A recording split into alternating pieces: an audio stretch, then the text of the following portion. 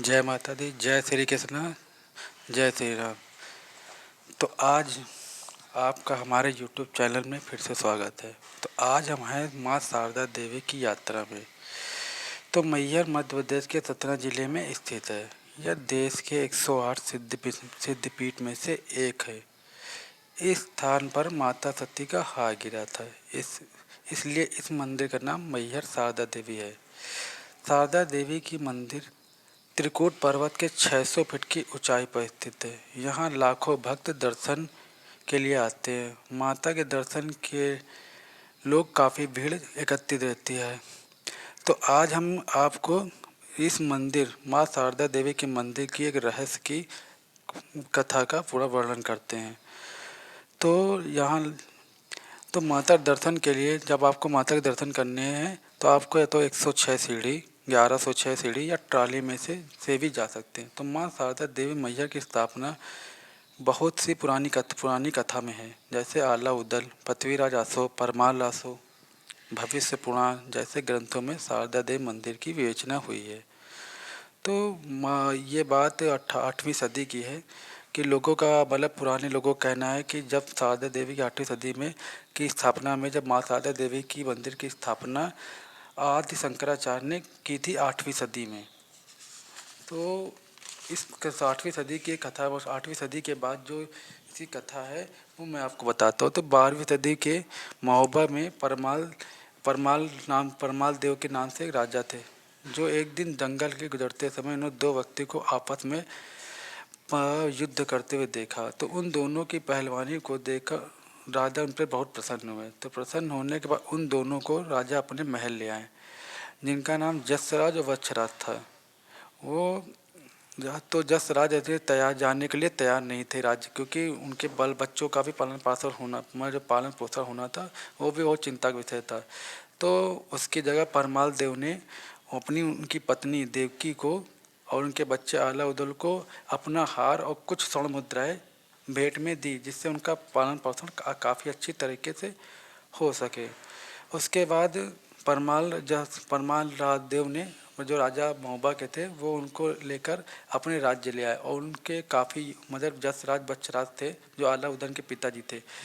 वो काफ़ी परमाल देव के लिए राजा परमाल के लिए काफ़ी युद्ध लड़े और उसमें विजय भी हुए। लेकिन कुछ समय बीतने के बाद जो क्या नाम माधवगढ़ के जो एक राज्य थे करिया राय ने उनके राज्य पर आक्रमण कर दिया। तो उसमें काफ़ी अच्छी तरीके से वो लड़े, लेकिन काफ़ी लड़ाई के बाद उन्होंने दोनों को करिया ने उनको बंदी बना लिया। बंदी बना ले काफ़ी उनको परेशानी थी का और काफ़ी दिक्कतों का सामना उनको करना। उनको लेके उन्हीं के बच्चों के सामने मतलब उनकी दोनों को जसराज बच्छराज को उनकी पत्नी और बच्चों आला उदन के सामने ले जाके उनकी गर्दन काट दी। उनके पिता की जसराज और बच्छराज की दोनों की गर्दन काट दी। यह देखकर उनकी पत्नी और उनके बच्चे आला उदन बहुत ही दुखी हुए, और आला उदन ने यह सब देखकर एक प्रण लिया कि मैं अपने पिता के मृत्यु का बदला जरूर लूँगी। लेकिन ये सब देखते हुए जो परमाल देव ने हार दिया था देवकी को, वो देखकर उन्होंने करिया राय ने क्या किया, वो हार इस तरीके से खींचा कि उनकी पत्नी की देवकी की मृत्यु हो गई। यह देख कर वो और भी घात उनको मतलब आला को बहुत ही ज़्यादा घात पहुँचा है। तो वो घात के बाद उन्होंने सब देखा कि मुझे ये सब चीज़ों का बदला लेना है। तो आला उदन को ये बात मन ही मन खाई जा रही थी कि मुझे अपनी माँ का और बाप का पिताजी का मृत्यु का बदला लेना है करिया राय। तो वो जाके चिंतन में अब एक उसी पर्वत में त्रिकुट पर्वत की सबसे ऊंची चोटी पे जाके बैठ जाते हैं और बाकायदा सपने में खोए रहते हैं कि मुझे इनके कैसे बदला लेना होगा।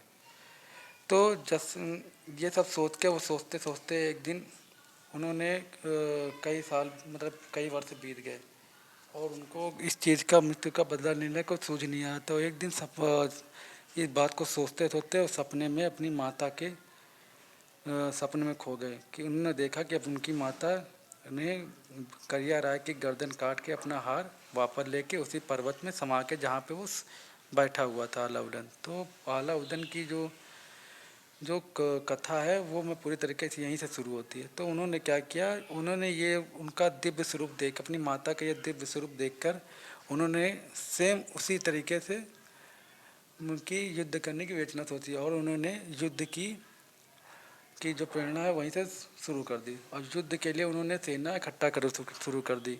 और जब उनकी सेना के लिए युद्ध के लिए तैयार हो गई तो उन्होंने सीधा करिया पे आक्रमण कर दिया। तो करिया में आक्रमण करने के बाद सेम उसी तरीके करिया को उन्होंने गर्दन काट के और हार लेके उसी पर्वत की चोटी पे जाके रख दिया और जो उनकी माता की मूर्ति बनाई थी उसी पे उसको हार को पहना दिया। पहनाने के बाद कुछ साल तक वो उसी जीवन काल में गुजारते रहे, लेकिन दोबारा अपनी माता के वो दिव्य स्वरूप के दर्शन उनको नहीं हो पाए। लेकिन दर्शन नहीं हो पाए तो उन्होंने उसी राज्य में अपनी अमर प्राप्ति के लिए समाधि ले ली। तो आज भी जो उनकी पूजा होती है उसके बाद जो हार के बाद जो उनका मतलब जो उन्होंने पूजा करी उसके बाद ही माँ शारदा देवी के मंदिर की स्थापना हुई थी, जो कथा में बिल्कुल ही साफ ही बताया गया है। तो इस कथा के बाद जो उनकी स्थापना हुई मंदिर के सेम उसी प्रकार से उस दिन से मैहर देवी का नाम शारदा देवी के नाम से जाने लगा, जो सरस्वती का भी रूप है। तो सरस्वती के रूप के बाद इन्होंने उस मंदिर की पूजा बाकायदा उसी प्रकार से की जिस प्रकार से होनी चाहिए थे। कई साल बीत गए लेकिन उनको अपनी माता के उस दिव्य स्वरूप के दर्शन नहीं हुए। अब लोग तो उसी दर्शन से उसी जगह से आपको मंदिर की ऊंचाई से आपको आला उदन का अखाड़ा भी दिखाई देगा नीचे, जो 3 से 4 किलोमीटर की दूरी पे है मंदिर से। तो आप मंदिर के दर्शन के बाद वो भी उसके भी दर्शन आप कर सकते हैं। तो इस कथा का जो मैंने बताया आपको कथा कैसी लगी मुझे कमेंट करके ज़रूर बताइएगा और वीडियो कैसी लगी ये भी मुझे जो कमेंट में ज़रूर बताइएगा। और ये कथा 100% सत्य है, जो आप अगर देखना चाहें तो उदाहरण कथा में देख सकते हैं। जय माता दी, जय श्री कृष्ण, जय श्री राम।